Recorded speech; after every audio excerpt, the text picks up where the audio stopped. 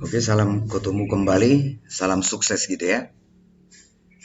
Kita membahas yaitu tingkat keanekaragaman hayati. Tingkat keanekaragaman hayati. Keanekaragaman hayati ada 3 tingkat. Pertama tingkat gen, kedua tingkat jenis, dan ketiga tingkat ekosistem. Nah, pertama kita bahas dulu keanekaragaman tingkat gen. Keanekaragaman tingkat gen artinya perbedaan atau variasi yang terdapat dalam satu spesies. Ya, dalam satu spesies artinya perbedaan-perbedaan yang ada pada makhluk hidup sejenis. Misalnya kita lihat pada varietas mangga. Ada mangga golek, mangga rum manis, dan sebagainya. Lalu pada varietas kelapa, misalnya kelapa gading, kelapa hijau, kelapa kopior, dan sebagainya. Pada hewan misalkan itu varietas pada anjing, ada anjing bulldog, doberman, dan sebagainya. Nah, itu menunjukkan perbedaan, gitu ya, menunjukkan perbedaan. Nah, misalnya kita lihat pada varietas mangga, dalam hal apa dia berbeda? Pertama bisa dalam hal ukuran, bentuk, rasa, ya, kemudian warna, misalnya gini, warnanya berbeda. Lalu ketebalan daging buahnya itu. Oke. Itu namanya sama-sama mangga, tapi sudah menunjukkan perbedaan-perbedaan, ada perbedaan-perbedaan. Itulah namanya keanekaragaman tingkat gen. Demikian juga halnya pada varietas anjing gitu ya. Ini. Nah, ingat bahwa sifat yang muncul pada individu itu merupakan interaksi antara gen dengan lingkungannya. Interaksi antara gen, faktor keturunan, dan faktor eksternal lingkungan. Lalu yang kedua, keanekaragaman tingkat jenis ya, keanekaragaman tingkat jenis. Keanekaragaman tingkat jenis maksudnya perbedaan-perbedaan yang terdapat pada makhluk hidup yang berbeda spesiesnya. Ya. Perbedaan itu bisa dalam satu genus, misalnya antara harimau Panthera tigris dengan macan tutul Panthera pardus. Dia kan genusnya sama-sama Panthera, tapi spesiesnya berbeda, jenisnya sudah berbeda. Lalu ada keanekaragaman tingkat jenis dalam satu marga. Tadi pada tumbuhan dalam satu marga itu misalnya yaitu genus citrus, jeruk gitu ya. Nah, ini semua adalah satu genus. Misalnya limau, Citrus sinensis, jeruk Bali, Citrus maxima. Ini satu genus tapi spesiesnya berbeda. Karena berbeda spesiesnya, maka keanekaragaman tingkat jenis. Nah, bisa juga dalam satu famili.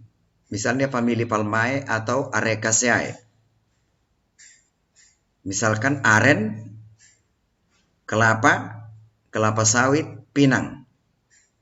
Nah, kita lihat misalnya di sini kelapa yaitu pinang, lontar, pinang merah, aren, kelapa sawit. Ya. Ini. Jadi adanya keanekaragaman tingkat jenis nanti akan menyebabkan keanekaragaman tingkat ekosistem. Pola persebarannya ini pun udah beda antara kelapa dengan aren. Aren bisa hidup di pegunungan, dataran tinggi, kelapa hidup di dataran rendah. Nah gitu. Selain perbedaan-perbedaan ciri-cirinya tadi, penyebarannya pun sudah berbeda. Nah, gitu keanekaragaman tingkat jenis. Lalu keanekaragaman tingkat ekosistem. Berarti perbedaan antara ekosistem yang satu dengan ekosistem yang lain. Ya, ekosistem kan kesatuan antara komunitas dengan lingkungannya, menyangkut lingkungan biotik dan lingkungan abiotik. Ya, makhluk hidup dengan yaitu komponen tak hidup.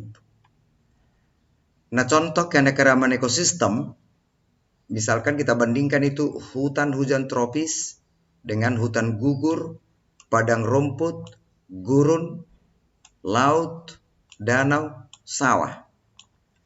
Menunjukkan yaitu perbedaan yaitu faktor abiotik, menunjukkan juga perbedaan komponen biotik. Jenis makhluk hidupnya juga berbeda. Nah, kita lihat pada gambar ini hutan hujan tropis, savana atau padang rumput, kemudian yaitu bioma gurun, ya, ini ada padang rumput, ada savana gitu. Menunjukkan perbedaan jenis floranya, jenis faunanya, dan faktor abiotiknya. Nah, gitu mengenai keanekaragaman tingkat ekosistem. Keanekaragaman tingkat ekosistem. Oke. Nah, bagaimana sebaran keanekaragaman hayati di permukaan bumi atau disebut dengan biogeografi, bahwa setiap organisme tinggal dan beradaptasi di habitat yang sesuai. Ya. Oke. Nah, jadi habitat yang sesuai itu bisa spesies yang satu sesuai di satu tempat, tapi untuk spesies lain tidak. Maka ada pola sebaran makhluk hidup. Nah, pola sebaran hewan disebut zoogeografi, pola sebaran tumbuhan disebut fitogeografi. Nah, kita lihat zoogeografi dunia ada 6 wilayah. Ya, pola persebarannya yaitu pertama oriental, paleartik, Etopian, neartik, neotropik, dan Australian. Nah, ini kita lihat petanya. Berarti kan ini adalah Indonesia, tanah air kita gitu ya. Berarti Indonesia itu ada corak oriental dan Australian. Corak oriental dan Australian. Nah, gitu apa peta persebaran hewan di dunia. Nah, bagaimana keanekaragaman hayati di Indonesia? Kita ketahui Indonesia itu sangat subur, terletak di daerah tropis, beriklim tropis. Maka tingkat keanekaragaman hayatinya itu sangat tinggi. Nah, persebaran fauna di Indonesia ini antara barat dengan timur ada garis Wallace. Ini. Ya, lalu ada garis Weber sesuai dengan orang yang menemukannya. Garis Wallace ya dan garis Weber. Wilayah barat itu yang berbatasan dengan garis Wallace, ini Sumatera, Kalimantan, itu namanya ciri oriental. Sedangkan wilayah timur ya, yaitu wilayah timur adalah Australian. Berarti garis Weber ke wilayah timur. Lalu di antara garis Wallace dengan garis Weber, inilah namanya daerah transisi. Disinilah Sulawesi. Peralihan antara oriental dengan Australian. Nah, apa ciri oriental di Indonesia? Ciri faunanya yaitu pertama banyak mamalia besar. Banyak primata. Dan banyak spesies burung berwarna tidak cerah. Lalu wilayah timur banyak spesies burung berwarna cerah, misalnya cendrawasih, ya. Lalu mamalia berkantong, misalnya kanguru. Daerah peralihan, yaitu daerah transisi, ada yaitu ciri faunanya itu anoa, burung maleo, tapir, tarsius, ya, tapir. Oke, itu ciri transisi. Nah, persebaran tumbuhan di Indonesia itu bahwa tumbuhan di Indonesia itu termasuk dalam kawasan flora Malaysiana, meliputi Malaysia, Filipina, Indonesia, dan Papua Nugini. Oke, jadi Indonesia itu termasuk kawasan flora Malaysiana. Di Indonesia ditemukan bioma hutan tropis dan bioma savana. Lebih kurang 10% spesies tumbuhan di permukaan bumi terdapat di bioma hutan tropis. Lalu, apa manfaat keanekaragaman hayati itu? Tentu sumber pangan, sandang papan, nilai ekonomi, memiliki nilai ekonomi bisa dibudidayakan, lalu bahan obat-obatan, lalu nilai estetika, keindahan ya, misalnya tanaman hias, dan ada nilai ekologi. Nilai ekologi.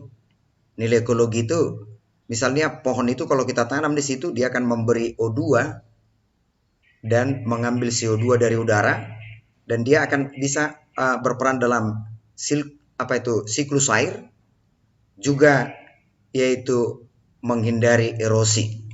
Lalu ada nilai ilmiah untuk pengembangan ilmu pengetahuan.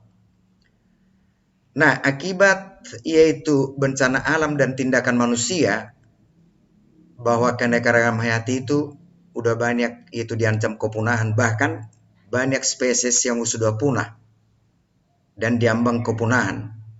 Ancaman kepunahan itu disebabkan oleh faktornya perubahan habitat, perubahan iklim, eksploitasi yang berlebihan, kompetisi oleh spesies eksotik, adanya spesies datang dari luar ke masuk dia itu ke dalam suatu ekosistem yang baru. Dia akan mengganggu spesies yang sudah ada sebelumnya. Lalu pencemaran lingkungan. Nah, bahwa keanekaragaman hayati itu memiliki banyak nilai manfaat yang bisa kita gunakan, maka harus dilestarikan. Cara pelestariannya itu ada dua jenis. Pertama, secara in situ, dilestarikan di dalam habitat aslinya, misalnya Taman Nasional, Cagar Alam, Suaka Marga Satwa. Lalu bisa secara ex situ, dilestarikan di luar habitat aslinya, misalnya kebun koleksi, kebun plasma nutfah, kebun binatang, ya, itu dipindahkan dari habitat aslinya ke habitat yang dikelola oleh manusia. Oke, sekian dulu pertemuan kita dalam season ini. Semoga bermanfaat. Salam sukses, tetap semangat.